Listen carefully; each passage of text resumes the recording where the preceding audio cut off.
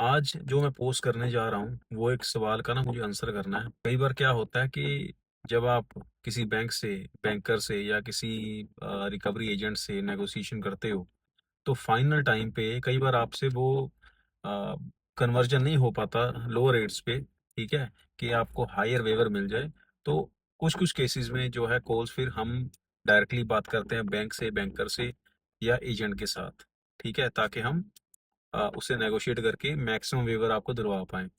तो उस टाइम पे क्या होता है कि जब हम उनसे बात करते हैं ना, तो वो बोलते हैं कि हम कस्टमर्स को ना खराब करते हैं। खराब कैसे करते हैं? ये जो हम सेटलमेंट की इन्फॉर्मेशन आपको प्रोवाइड करते हैं, इससे आपको थोड़ी-सी नॉलेज मिलती है, आप बात कर पाते हो। जब तक आपको नॉलेज नहीं होती, तब तक आप डरते हो, इधर-उधर से पैसे अरेंज करके कर्ज़े पे कर्ज़ा और लेके उस लोन को आप पे ऑफ करने की कोशिश करते हो। वो लोन तो पे ऑफ आपसे होता नहीं है, आप 3-4 लोन और अपने सिर पे चढ़ा लेते हो या अपना घर का कोई सामान बेच देते हो। ठीक है जी? तो क्वेश्चन एजेंट्स का, बैंकर्स का, ये सवाल उनका है, तो आंसर मैं उन्हीं के लिए दूँगा, ठीक है? तो उनका सवाल होता है, ये आप क्यों इन्फॉर्मेशन देते हो सेटलमेंट के लिए, आप कस्टमर्स को खराब करते हो? तो इसका जवाब तो मैं दूँगा, लेकिन इससे पहले ना एक मैं आपको छोटी-सी कहानी बताना चाहूँगा, एक बोरोवर की, जिसने लोन लिया है। फैमिली है 4 मेंबर्स की, हस्बैंड, वाइफ, 2 बच्चे। अच्छी ठीक-ठाक उनकी जो है जॉब्स, हस्बैंड वाइफ दोनों कमा रहे हैं, जॉब कर रहे हैं, ठीक है? अच्छा सर्वाइव हो रहा है। तो समय जो टाइम है वो हर टाइम तो सही आपके अनुकूल नहीं चलेगा, आपके अकॉर्डिंग नहीं चलेगा। तो क्या हुआ जी, हस्बैंड को थोड़ा हेल्थ इश्यू आया, उसको हॉस्पिटलाइज़्ड होना पड़ा, ठीक है? गलती उनसे ये हो गई कि उनका कोई भी ना हेल्थ इंश्योरेंस नहीं था। अब सैलरी उतनी होती है, नॉर्मल जो इंसान है, इंडिया में आपको पता ही है सैलरी उतनी होती है और हर बंदा इंश्योरेंस करवाता भी नहीं है, ठीक है? तो उनको दिक्कत आई, हॉस्पिटलाइज़्ड हुए, ठीक है? तो इलाज चला, इलाज में हुआ काफ़ी खर्चा। जिसमें क्या हुआ, उनकी जितनी भी 50-60 हज़ार रुपया सेविंग होगी या लाख रुपया सेविंग होगी वो लग गया, ठीक है? और ऊपर से घर में कुछ गहने वगैरह थे, ठीक है जी? वो सेल करे उन्होंने, फिर कुछ रिश्तेदारों से पैसे लिए, ठीक है जी? तो उस ट्रीटमेंट चलने के दौरान उन्होंने ना काफ़ी कर्जा ले लिया। तो जो प्राइवेट में रिश्तेदारों से उठाया वो तो लिया ही लिया, इसके अलावा उन्होंने क्या करा जी, लोन ले लिया।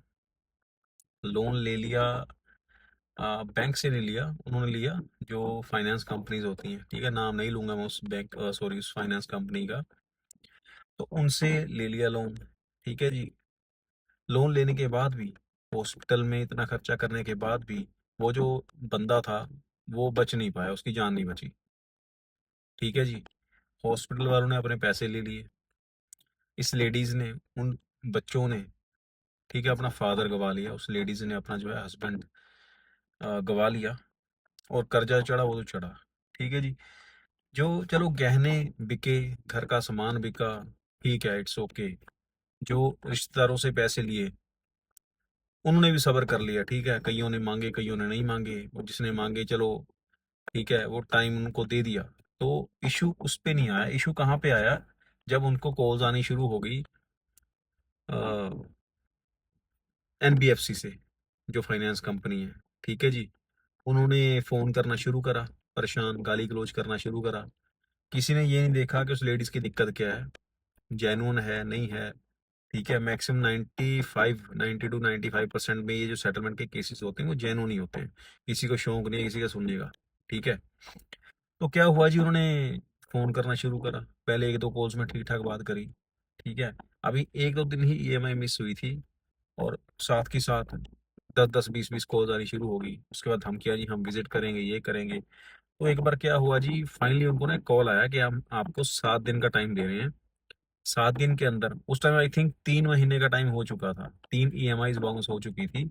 उससे पहले सिर्फ़ कॉल्स आ रही थी और सेकंड महीने के बाद उनको जो है विज़िट की धमकी दी गई। विज़िट इसलिए नहीं हो पाई क्योंकि उनका जो घर था, वो थोड़ा-सा रिमोट एरिया में था। अगर तो सिटी में होता, तो सिटी में काफ़ी एजेंसीज़ होती हैं, तो वहाँ पे तो हर दूसरे दिन, दिन में 4-4 चक्कर लगा सकता है एजेंसी वाला। लेकिन जब लोकेशन दूर होती है, ठीक है, तो वो थोड़ा परहेज़ करते हैं कि फ़ोन पे ही काम निकल जाए, हमें ना जाना पड़े उनके घर में, ठीक है? घर जाएँगे, वहाँ पे तेल लगेगा, ठीक है? और सैलरी इतनी इनकी ख़ास होती नहीं है।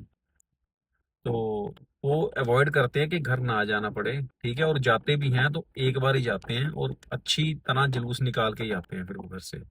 उस लेडीज को बताया गया जी देखो, अगर आप 7 दिन के अंदर अंदर आप हमें पेमेंट कर दोगे तो ठीक है, अदरवाइज हम जो है आपके वहां पे आएंगे, हल्ला गुल्ला करेंगे और आपके नेबर्स में और आपका जुलूस निकालेंगे।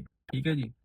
उस लेडीज ने क्या करा जी, फिर अगले 6 दिन इधर उधर हाथ पैर मारा कि कहीं से मिल जाए पैसे और इनकी जो ईएमआई है वो मैं पे कर दूं। हाथ पैर मारा, ठीक है, रिश्तेदारों से तो ऑलरेडी ले रखे थे लेकिन फिर भी रिक्वेस्ट करी, लेकिन हर बंदे की अपनी मजबूरी होती है। जितने मर्जी अच्छा इंसान हो लेकिन वो हेल्प भी अपनी जेब को देख के ही करेगा आपकी। वो नहीं कर पाए, ठीक है, तो उन्होंने मना कर दिया कि हाँ हमारे पास पैसे नहीं है। तो लेडीज के पास पैसों का अरेंजमेंट तो हुआ नहीं, 6 दिन हो चुके हैं। नेक्स्ट डे उन जिसने भी धमकी दी आने की, विजिट करने की, तो वो आना था उन्होंने। तो जी लेडीज ने क्या करा जी, 6वें दिन ही रात को सुसाइड कर लिया। सुसाइड कर लिया, जहर पी लिया, ठीक है जी। और नेक्स्ट डे सुबह जब जो भी आया घर में, कोई दूध देने आया, जो भी उन्होंने देखा, ठीक है जी, अब बच्चों ने उठाने की कोशिश करी मदर को, तो वो डेड थी। ठीक है जी। और ये जो लोन था, लोन की अमाउंट पता है कितनी थी? 2.5 लाख रुपया लोन था। ठीक है जी। 2.5 लाख रुपए के लिए इतना प्रेशराइज करा गया उस लेडी को, जिसका हस्बैंड अभी रिसेंटली उसकी डेथ हुई है। उसको अपना फ्यूचर नहीं पता, ठीक है, बच्चों का क्या करेगी वो नहीं पता, घर में जो सामान था वो बिक गया। सबसे बड़ी बात कि उसके हस्बैंड की डेथ होगी, बच्चों के फादर की डेथ होगी, लेकिन ये जो कंपनीज होती हैं जिन्होंने लोन दे रखा होता है, तो उनको कोई फर्क नहीं पड़ता, उनको तो बस अपने पैसे चाहिए। जहां मर्जी से लाओ, वो नहीं देखेंगे आपके घर में क्या दिक्कत है, आपकी दिक्कत जेन्युइन है कि नहीं है। उनको बस आप अपनी ईएमआई चाहिए। ठीक है। तो इसलिए हम ये वीडियोस बनाते हैं। अब उनका मैं आंसर कर रहा हूँ, जो हम पे क्वेश्चन करते हैं ना, ये सेटलमेंट्स आप करवा के आप इनको अ, गलत ट्रैक पे लेके जाते हो, आप आइडियाज देते हो ताकि आप सेटलमेंट कर लो। भाई हमारी वीडियोस वही सर्च करता है जो एक्चुअल में दिक्कत में आ रखा होता है, जिसकी लाइफ सेट हो रही है, फिर वो नहीं हमारी वीडियो चेक करता, ना देखता, ना शेयर करता है। उसको इन्फॉर्मेशन चाहिए नहीं, क्योंकि वो ऑलरेडी जो है अपने डेट्स क्लियर कर रहा है, ऑन टाइम पेमेंट कर रहा है। सर्चेज यूट्यूब पे ऐसे मुद्दों के लिए तभी की जाती हैं जब वो एक्चुअल में फंसे होते हैं, उनका काम हो चुका होता है, वो इधर उधर से पहले आपकी पेमेंटें कर चुके हैं, लेकिन जब उनके हाथ खड़े हो चुके हैं कि भाई एक के चक्कर में हम 5 लोन और ले चुके हैं, या एक क्रेडिट कार्ड के चक्कर में हम 4-5 और क्रेडिट कार्ड यूटिलाइज कर चुके हैं मिनिमम पे में ही, तो उसके बाद वो हमारे पास आके जो है इंफॉर्मेशन लेते हैं और आपसे बात करते हैं और फिर आप सेटलमेंट देते भी हो। ठीक है। अब देखो, अगर उस लेडीज को हमारे ऐसा कोई बंदा टकर गया होता जिसने बताया होता भाई कि सेटलमेंट नाम की भी चीज है कोई, ठीक है, वो आके कुछ भी नहीं कर सकते, वो आपको बिना बताए, ठीक है, आपको आपके घर में नहीं आ सकते, और आपकी जो प्राइवेसी है, ठीक है जी, वो आपकी लोन की डिटेल्स आपके आसपास या इवन आपके हस्बैंड को या आपके रिलेटिव्स को भी नहीं बता सकते, क्योंकि वो आपका प्राइवेसी है। ठीक है जी। वो आपका फाइनेंशियल स्टेटस है कि आप क्या कमा रहे हो, क्या कर्जे हैं आपके ऊपर, वो आपकी जो है पर्सनल इंफॉर्मेशन है, वो किसी से भी डिस्क्लोज नहीं की जा सकती एज पर द रूल, जो रूल है। लेकिन ये रूल्स मानते नहीं है, चलो।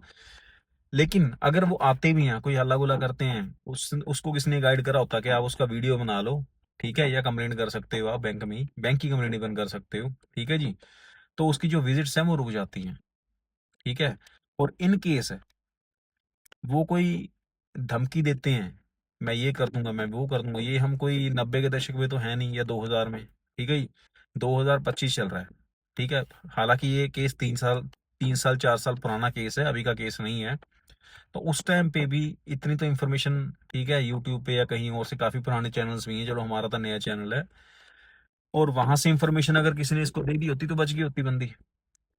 ठीक है जी।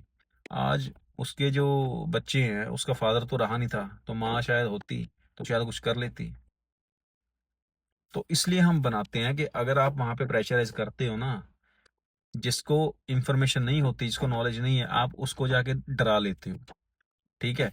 और जिसको इधर उधर से इंफॉर्मेशन मिल जाती है, जिसका इस फील्ड से, बैंकिंग से या रिकवरी से कोई लेना देना नहीं है, उस अनजान बंदे को अगर हम नॉलेज प्रोवाइड कर देते हैं कि भाई तू अपने राइट्स को प्रोटेक्ट कर, तेरे राइट्स हैं कुछ, ये जो रिकवरी करने वाले आएंगे, चलो इनके भी राइट्स हैं, लेकिन आरबीआई ने कुछ रूल बना रखे हैं, उन रूल्स के अकॉर्डिंग ही ये आपसे रिकवरी कर सकते हैं।